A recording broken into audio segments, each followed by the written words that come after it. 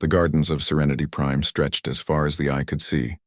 Soft blue grass swayed in the gentle breeze while crystal trees hummed peaceful melodies. No walls existed here, no weapons, no armies.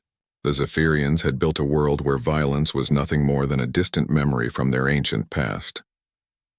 Elder Sylvana walked through the meditation gardens, her pale blue skin glowing softly in the morning light. Her people had not known war for 3,000 years. They were proud of this achievement. The other species in the galaxy looked to them for wisdom and peace. When conflicts arose between different worlds, the Zephyrians would come with their calm voices and gentle ways.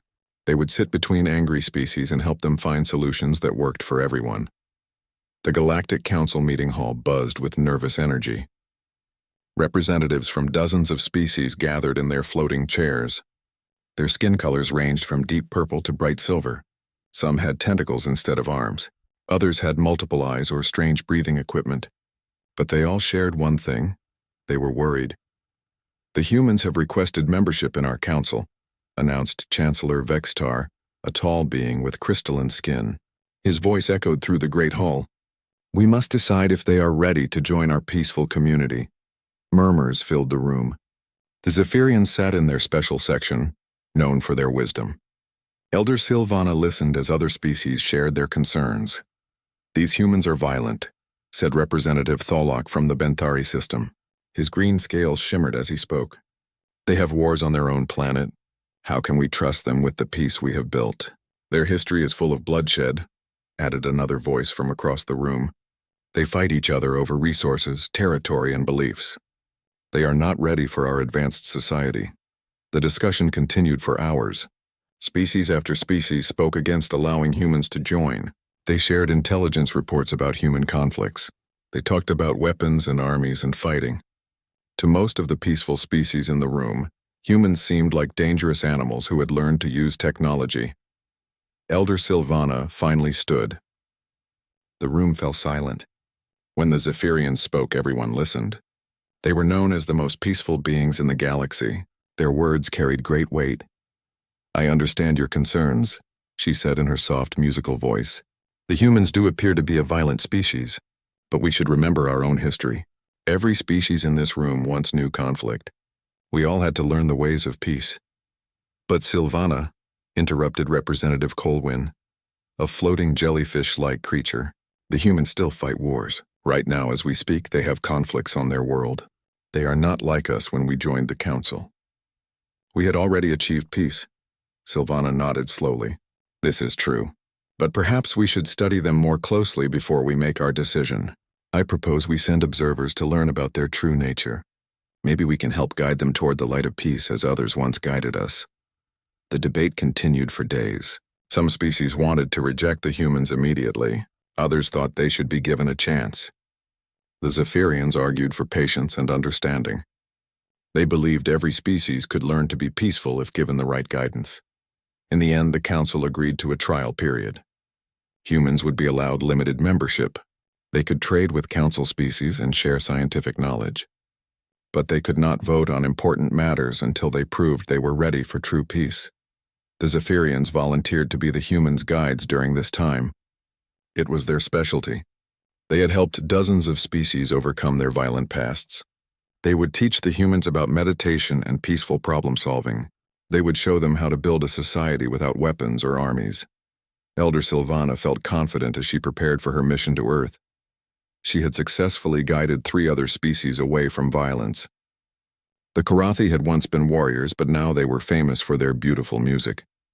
The Veltani had fought brutal wars over water rights, but now they shared their resources with their neighbors. If those species could change, surely humans could too. The Zephyrian ship approached Earth slowly. They never moved quickly, it seemed aggressive. The blue and green planet looked beautiful from space, but their sensors picked up troubling signs. Military bases dotted the continents. Weapon satellites orbited the world. Ships designed for war patrolled the space around Earth. "They are very well armed," observed Veltar, Sylvana's young assistant. She was new to this kind of work, and the sight of so many weapons made her nervous. "Fear often drives such preparations," Sylvana replied calmly. "When a species does not know peace, they prepare for war. It is natural. We will teach them there is another way." The human delegation that met them seemed polite enough. Their leader, a woman named Ambassador Chen, welcomed them with formal ceremonies. She showed them around Earth's capital city and introduced them to human culture. But everywhere they went, the Zephyrians noticed signs of conflict. Museums displayed weapons from human wars. News broadcasts talked about tensions between different nations. Even children's games seemed to involve fighting and competition. The humans called these things sports and said they were fun, but to the Zephyrians, they looked like training for violence. Your species seems very focused on conflict, Sylvana observed during one of their meetings. She tried to keep judgment out of her voice. The first rule of helping a violent species was not to make them feel attacked. Ambassador Chen looked uncomfortable. We have had our struggles, she admitted. But we're working toward peace. That's why we want to join the council. We hope to learn from species like yours. Sylvana felt hopeful. At least the humans recognized they had a problem. That was the first step toward healing. Over the following weeks, she met with human leaders from around the world. They all said similar things. They wanted peace, but they needed to be ready for war just in case. Just in case of what? Veltar asked during one meeting. In case someone attacks us, replied General Morrison, a human military leader. In case we need to protect our people. In case diplomacy fails. The Zephyrians found this thinking strange.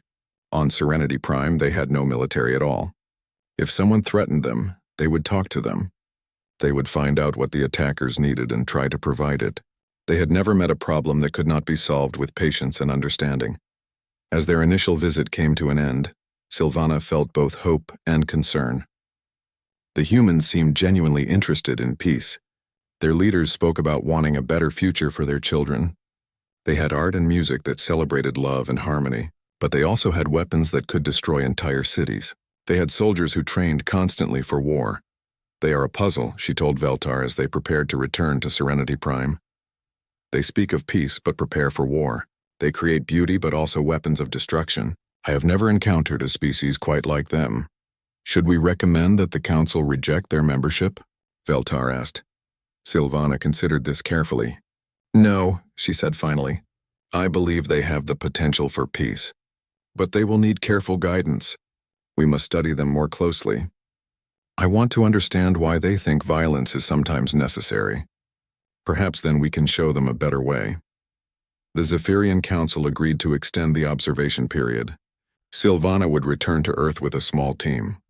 They would live among humans and study their society.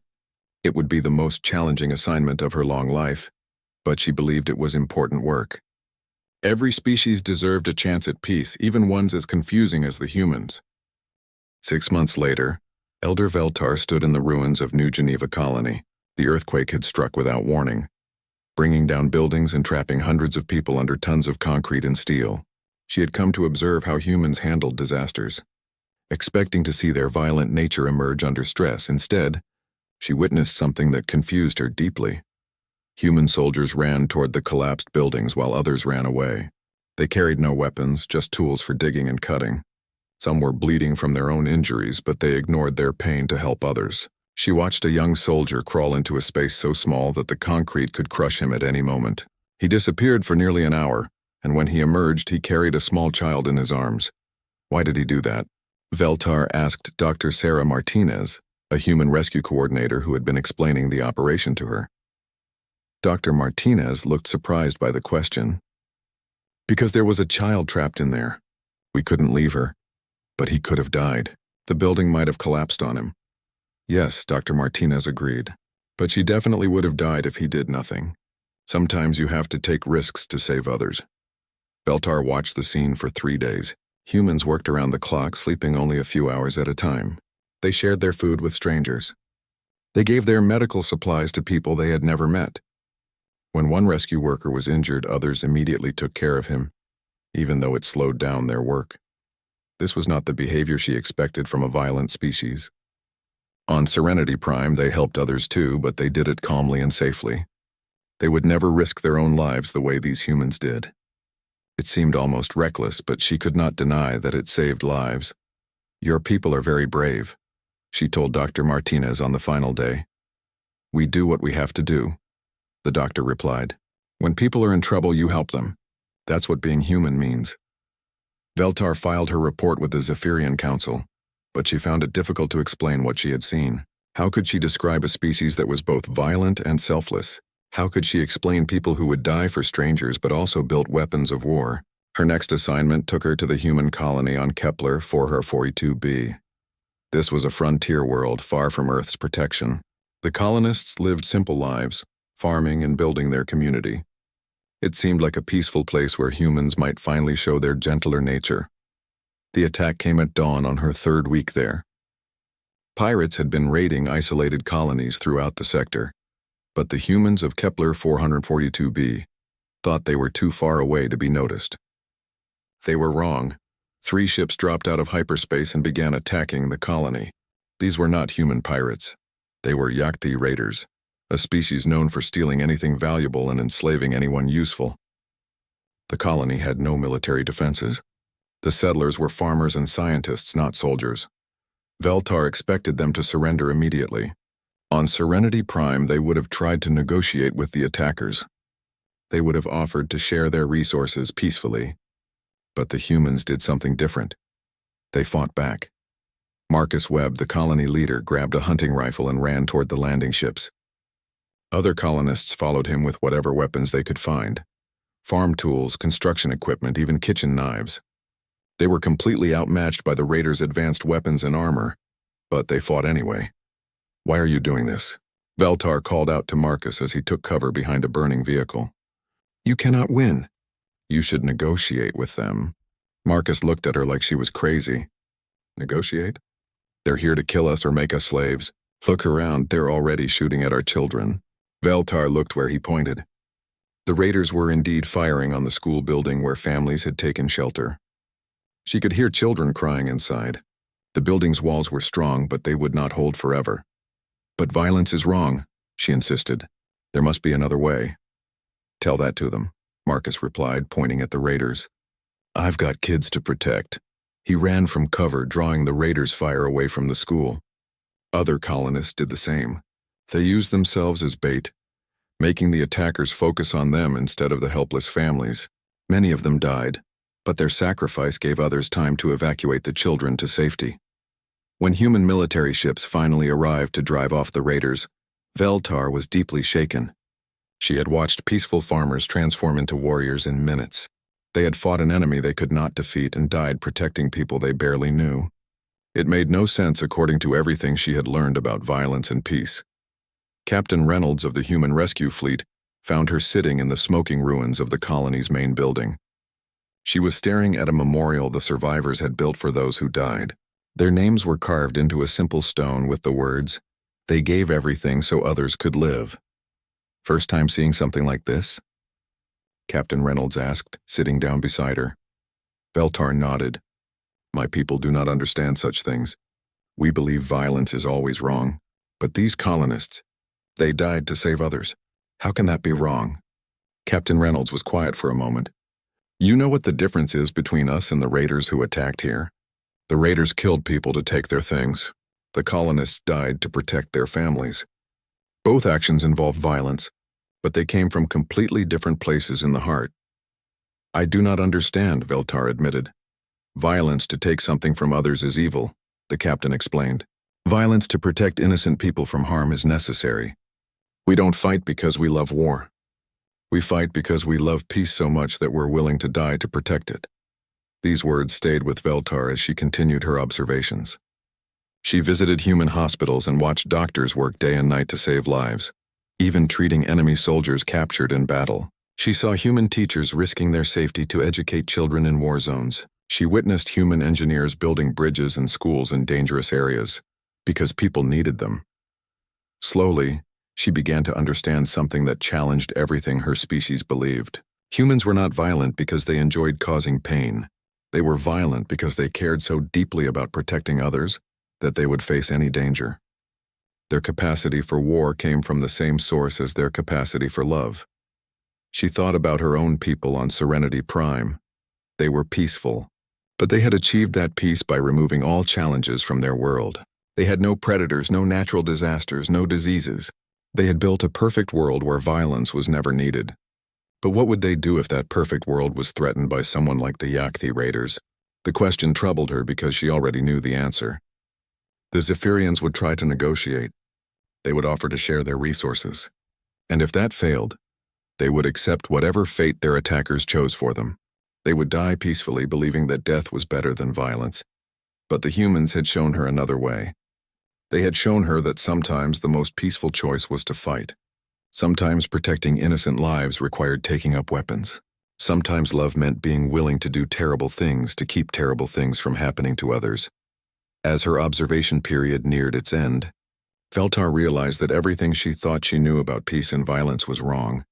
The humans were not a violent species learning to be peaceful. They were a loving species willing to be violent when love demanded it. There was a difference, and it changed everything. She began writing her final report to the Zephyrian Council, but she struggled to find the right words. How could she explain that the galaxy's most violent species might actually be its most moral? How could she convince her people that strength and compassion could exist in the same heart? She was about to find out if the Zephyrians were ready to learn something new about the nature of peace, and deep down, she suspected they would need that knowledge sooner than anyone expected. The first attack came without warning. The peaceful mining colony of Theta 7 simply vanished from all communications. When the Galactic Council sent a rescue ship to investigate, they found nothing but empty space and scattered debris. 50,000 beings had lived on that world. Now there was only silence. Chancellor Vexitar called an emergency session of the Council. Representatives from hundreds of species gathered in the Great Hall, their voices filled with confusion and fear. Nothing like this had happened in over 2 centuries. The galaxy had been peaceful for so long that many species had forgotten what war looked like. The attack came from beyond our borders, reported Admiral Zolwyn of the Council, Defense Force. His tentacles moved nervously as he spoke. Our sensors detected unknown ships, but they disappeared before we could respond. We have no idea who did this or why. Elder Sylvana sat with the other Zephyrian representatives, feeling deeply troubled. 50,000 innocent people had died suddenly and violently. It went against everything her people believed about the natural order of the universe. Surely this was some kind of mistake. Perhaps there had been an accident, or a misunderstanding that could be resolved with careful diplomacy. I request permission to send a peace delegation to the unknown attackers, she said, rising from her seat. There must be some explanation for this tragedy. Perhaps they need something we can provide. We should try to communicate with them before assuming the worst. Many voices agreed with her. The Galactic Council had solved countless conflicts through peaceful dialogue. This situation would surely be no different. They would find the attackers, learn what they wanted, and negotiate a solution that worked for everyone. 3 days later, the second attack came. This time it was the research station orbiting Sigma Prime. 20,000 scientists and their families lived there, studying the formation of new stars. They had no weapons, no military value, no resources worth stealing. They were simply in the wrong place when the unknown ships arrived. The attackers broadcast a message this time. It was short and brutal. Submit to the Kethmori Empire or share the fate of those who resist us. We do not negotiate. We do not compromise. We conquer. The image that came with the message made many council members sick. The research station had been broken apart piece by piece. The attackers had taken their time, making sure everyone inside suffered before they died. They had done this not for any strategic reason, but to send a message of terror. These Kethmori seem unreasonable, Elder Sylvana said, though her voice shook slightly. But surely if we send the right negotiators, if we approach them correctly, we can find some common ground. Every species has needs that can be met peacefully. Chancellor Vextar agreed. We will send our most skilled diplomats. We will offer them trade agreements, technology sharing, territorial concessions, whatever they need to end this violence. The peace delegation consisted of 12 beings, each one an expert in conflict resolution. Elder Sylvana led the group, along with negotiators from the most persuasive species in the galaxy. They took an unarmed ship to show their peaceful intentions. They carried gifts of art, music, and scientific knowledge to demonstrate the Council's goodwill. They never made it to their destination. The Kethmori fleet intercepted them at the edge of neutral space. The delegation was returned to Council territory 3 days later. The ship arrived on autopilot, its hull painted with symbols that turned out to be a written message in the Kethmori language. When the Council's translators decoded it, They found a simple statement. This is what happens to those who waste our time with talk of peace. Inside the ship, they found pieces of the 12 diplomats arranged in a pattern that clearly spelled out another message: submit or die.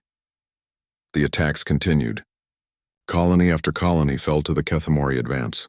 Peaceful worlds that had never known violence were swept away in days. The attackers moved with terrifying efficiency, taking what they wanted and destroying everything else. They seemed to enjoy causing fear and pain. They broadcast recordings of their massacres to show the galaxy what resistance would cost.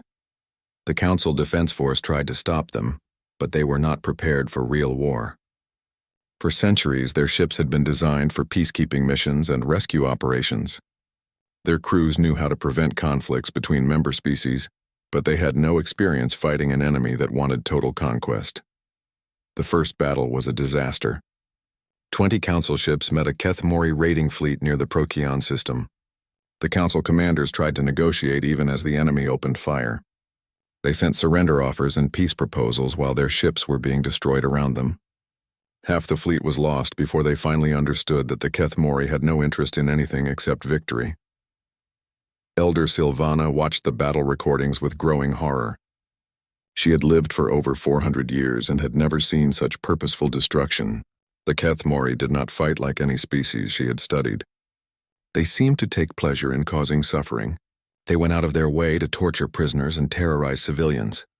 Perhaps we have not found the right approach yet, she said during an emergency council session.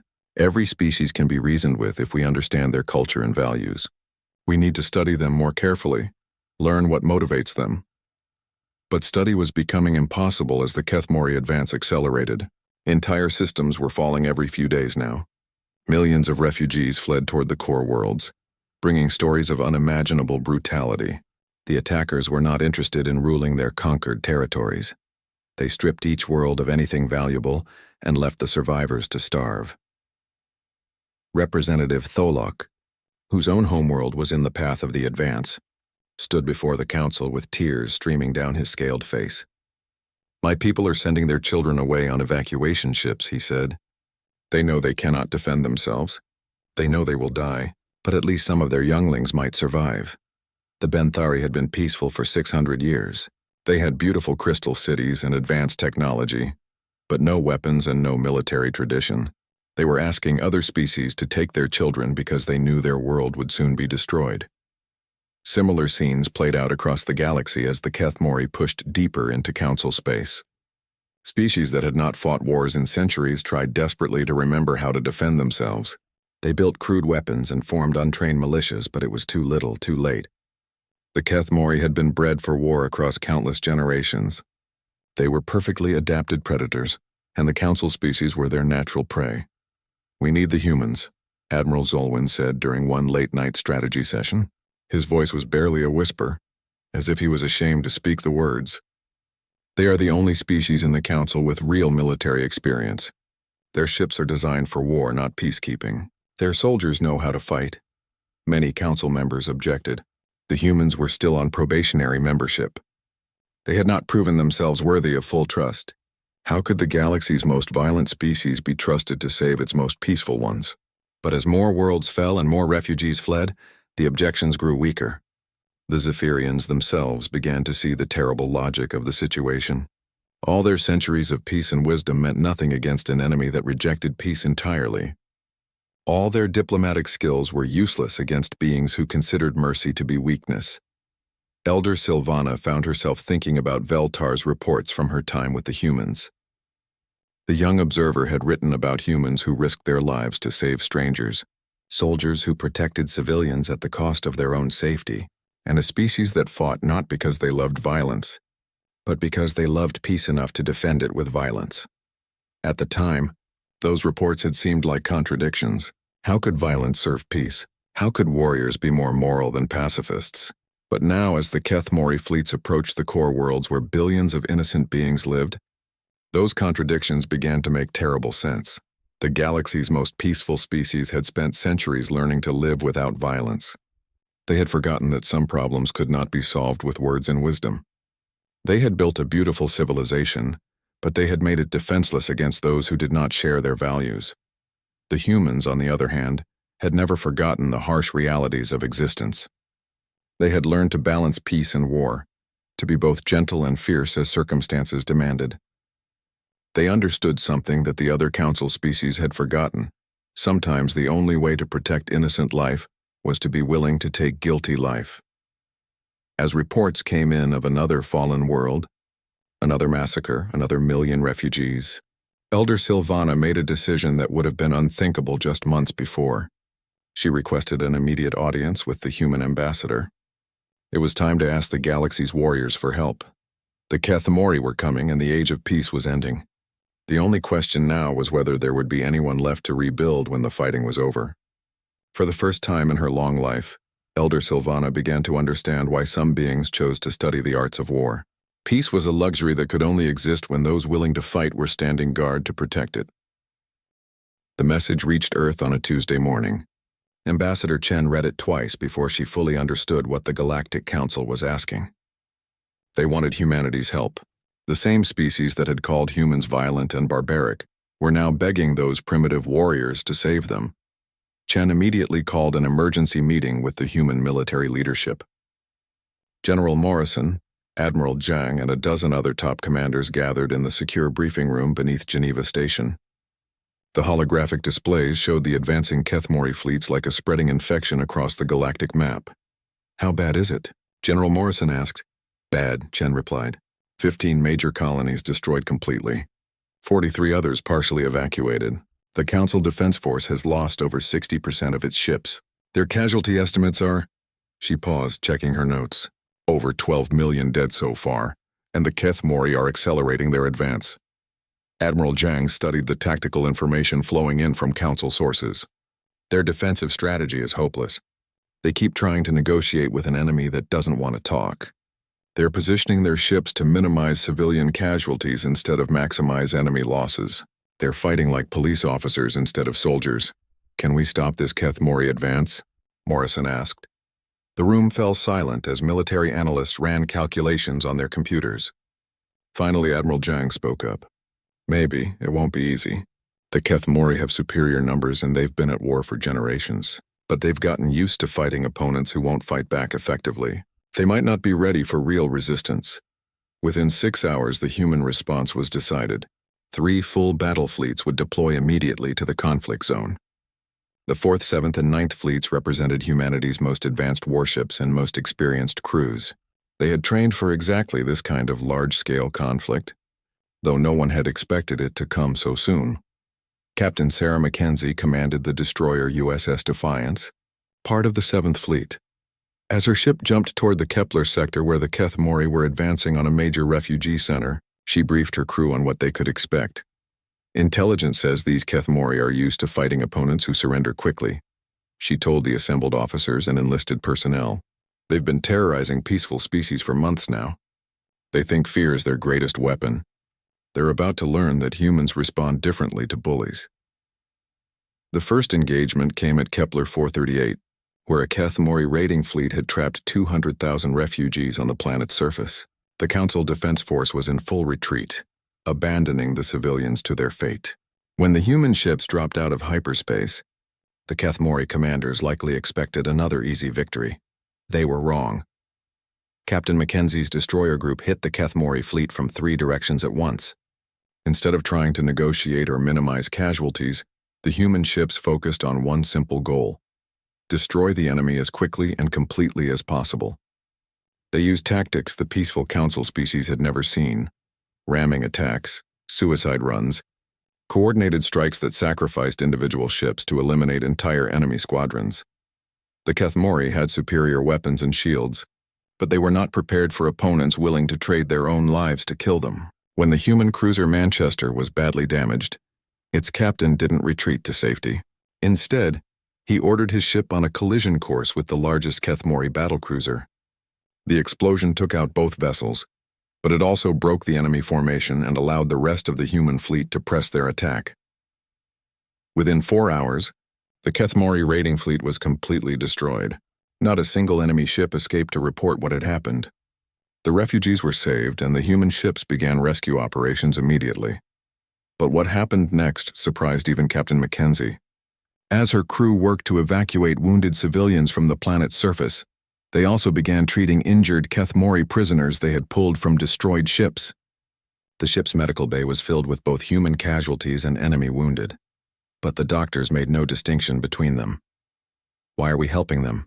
asked Lieutenant Torres, a young officer who had lost friends in the battle. "They were here to massacre civilians. They would have killed every refugee on that planet." Dr. Amanda Foster, the ship's chief medical officer, looked up from the Kethmori warrior she was treating. The alien had severe burns across his chest, but he would live. "Because that's what humans do," she said simply. "We fight when we have to, but we don't stop being human when the fighting is over." Word of the victory at Kepler 438 spread quickly through the galaxy. The Galactic Council couldn't believe the reports at first. A human force 1/3 the size of the Kethmori fleet had achieved total victory with relatively light casualties. It was the first major defeat the Kethmori had suffered since their invasion began. More importantly, other species began to see how humans actually fought. They had expected brutality and random violence. Instead, they saw calculated aggression focused entirely on military targets. Human ships went out of their way to avoid hitting civilian areas. Human soldiers shared their rations with enemy prisoners. Human medics treated wounded enemies with the same care they gave their own people. Elder Veltar watched the battle recordings from her observation post on the Council flagship. She had been right in her reports about human nature. They were not violent because they enjoyed causing pain. They were violent because they had learned to channel their aggression toward protecting the innocent. Every human military doctrine seemed designed around one central principle: do whatever was necessary to protect those who could not protect themselves. The Kethmori response was swift and brutal. 3 full invasion fleets converged on the human positions, determined to crush this new threat before it could spread. They brought their most advanced ships and their most experienced commanders. They were confident that sheer numbers would overwhelm these upstart humans who had gotten lucky in one battle. The Battle of Proxima Station lasted for 6 days. The human defenders were outnumbered 4-1, facing an enemy that had conquered half the galaxy. According to every military manual ever written, they should have retreated to a more defensible position. Instead, they held their ground because 50 million civilian evacuees were still loading onto transport ships behind them. Admiral Zhang commanded the defense from his flagship, the UES Liberator. He watched the tactical displays as wave after wave of Kethmori ships crashed against the human battle lines. His forces were taking heavy losses, but they were giving better than they got. More importantly, they were buying time for the civilians to escape.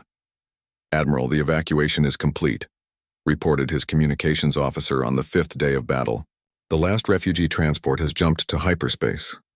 Zhang could have ordered a retreat then. His mission was accomplished, and staying meant losing more ships and crews. But the tactical situation had changed. The Kethmori fleets were badly damaged from their frontal assaults. They had expected an easy victory and instead found themselves ground down in a battle of attrition they weren't prepared for. "All ships, prepare for offensive operations," Zhang ordered. "The civilians are safe. Now we finish this." The human counterattack caught the Kethmori completely by surprise. Ships that should have been retreating instead charged forward with renewed fury. Damaged vessels that should have been seeking repairs continued fighting until their hulls cracked apart. The Kethmori had never faced an enemy that fought harder when cornered instead of surrendering.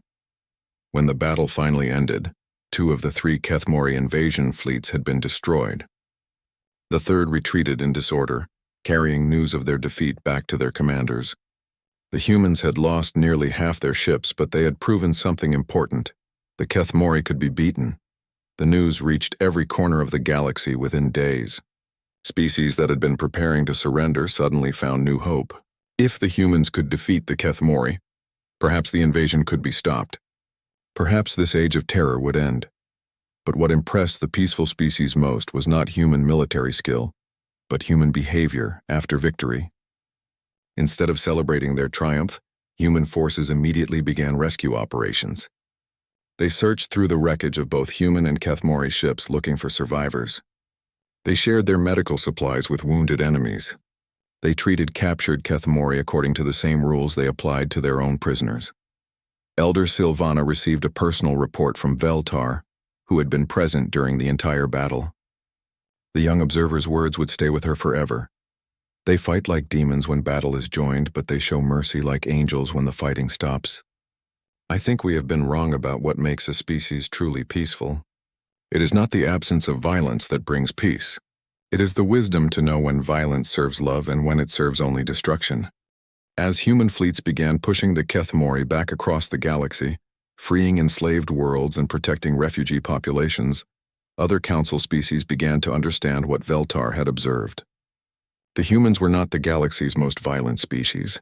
They were its most balanced species, capable of both extraordinary gentleness and extraordinary force, and wise enough to know when each was needed. Though the council chambers of Serenity Prime had never been built for war discussions. For 3,000 years they had hosted debates about art, philosophy, and the peaceful resolution of conflicts. Now they buzzed with urgent conversations about fleet movements, casualty reports, and military strategy. The peaceful world that had never known violence was about to face its greatest test. Elder Sylvana stood before the massive viewing screen that showed the approaching Kethmori fleet. 30 massive warships, each one capable of destroying an entire city, were less than 6 hours away from Serenity Prime. The planet that served as the galaxy's symbol of peace was about to become a battlefield. The humans have offered to defend us, she told the assembled Zephyrian Council. Admiral Zhang's Third Fleet is currently engaged near Vega, but they could reach us within 8 hours. They would arrive just in time to fight the Kethmori over our world. Elder Morith, the oldest member of the council, shook his head slowly. His ancient voice carried the weight of centuries of peaceful tradition. We cannot ask others to commit violence on our behalf. For 3 millennia, we have stood as proof that intelligent beings can live without war. If we abandon that principle now, what are we? We would be alive, replied Elder Veltar quietly. Since returning from her time with the humans, she had become one of the most vocal advocates for reconsidering their pacifist philosophy. The Kethmori do not care about our principles. They will kill us whether we are pacifists or warriors. The debate that followed was unlike any in Zephyrian history. For the first time, their people were discussing whether violence might sometimes be necessary. The discussions were painful because they challenged everything the Zephyrians had built their identity around. If we accept human military protection, we become complicit in warfare, argued Elder Corvani. Every Kethmori ship they destroy, every enemy soldier they kill, will be done in our name. How can we call ourselves peaceful after that? Sylvana had been wrestling with this question herself. She looked around the chamber at the faces of her people, beings who had never harmed another living creature, who had built a civilization based entirely on harmony and understanding. They were asking her to make a choice that went against everything they had ever believed. I have been studying the human concept of war, she said finally. They have a word, righteous. It means doing something difficult because it serves a greater good. The humans do not fight because they enjoy violence. They fight because someone must stand between innocent people and those who would harm them. But violence is still violence, insisted Morith. The action does not change because the motivation is different. Before Sylvana could respond, alarms began sounding throughout the chamber. The Kethmori fleet had arrived early. Long-range sensors showed their ships dropping out of hyperspace at the edge of the system. They were broadcasting their standard message: submit to the Kethmori Empire or be destroyed. You have 1 hour to surrender. The chamber fell silent. Through the great windows, the Zephyrians could see their beautiful world. Crystal cities that gleamed in the sunlight. Parks where children played without fear. Meditation gardens where beings from across the galaxy came to find peace. In 1 hour, it might all be gone. They're demanding we surrender our entire population, reported the communications officer. They want us to gather in the central plaza for transport to their slave ships. Anyone who resists will be executed as an example. Elder Morith closed his eyes in meditation. Perhaps this is the test of our faith. Perhaps we are meant to show the galaxy that some principles are worth dying for. If we maintain our commitment to peace even in the face of death, maybe others will remember our example. And what about the children? Veltar asked sharply. What about the younglings in our schools? The families visiting from other worlds? Do we have the right to choose death for them as well? It was a question that cut to the heart of everything. The Zephyrians had always believed that death was preferable to violence. But that belief had been formed during centuries of safety, when the choice was theoretical. Now they faced a real decision, with real consequences for real lives. Sylvana thought about her conversations with Captain Mackenzie and Admiral Zhang during the recent battles. The humans had not wanted to fight. They would have preferred to settle the conflict peacefully. But they had understood something the Zephyrians were only now beginning to grasp. Sometimes the choice is not between violence and peace, but between fighting evil and enabling it. I request permission to contact the human fleet, she said quietly. The request sparked immediate protests from the traditionalist faction of the Council. They argued that asking for military aid would destroy everything the Zephyrians stood for. Better to die as martyrs to peace than live as collaborators with war. But other voices began to speak up. Young Zephyrians who had friends among the human observers, parents who wanted their children to have a future, elders who had studied the reports from human-protected worlds and seen how the humans fought. With courage, yes, but also with mercy and restraint. The humans do not fight for conquest, said Elder Nisara, who had remained silent through most of the debate. They fight for protection. When they liberated the worlds the Kethmori had enslaved, they did not claim them as human territory. They helped the survivors rebuild and then left them to govern themselves. Perhaps there is a difference between violence for its own sake and violence in service of compassion.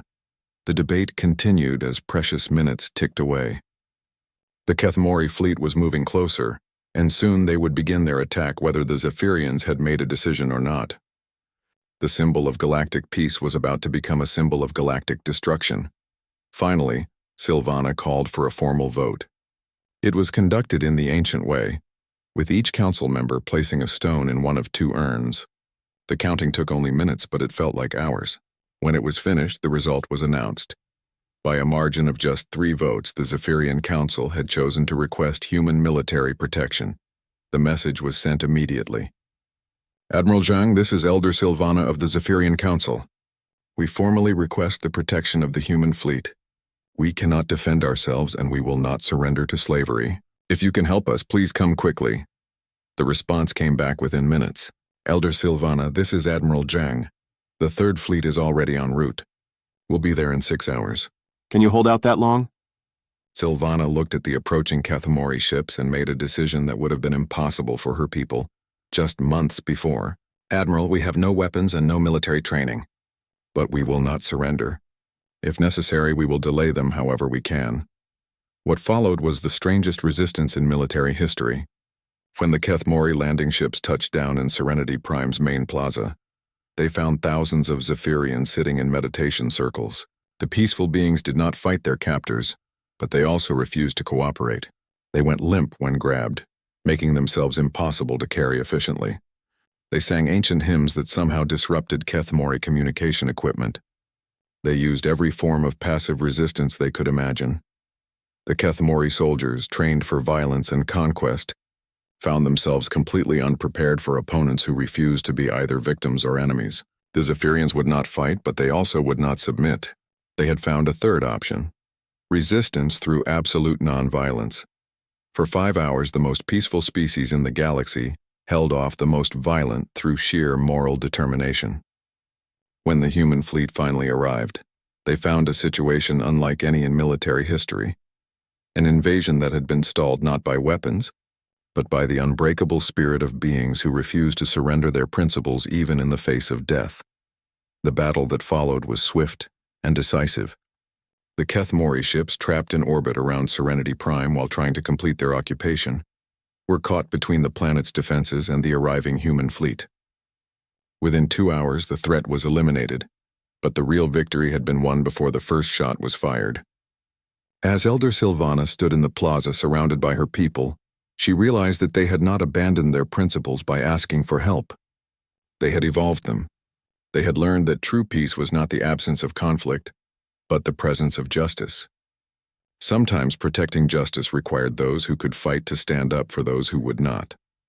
In the days that followed, the Zephyrian Council made a decision that shocked the galaxy.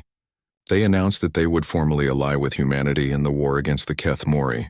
They would not take up weapons themselves, but they would support those who fought to protect the innocent.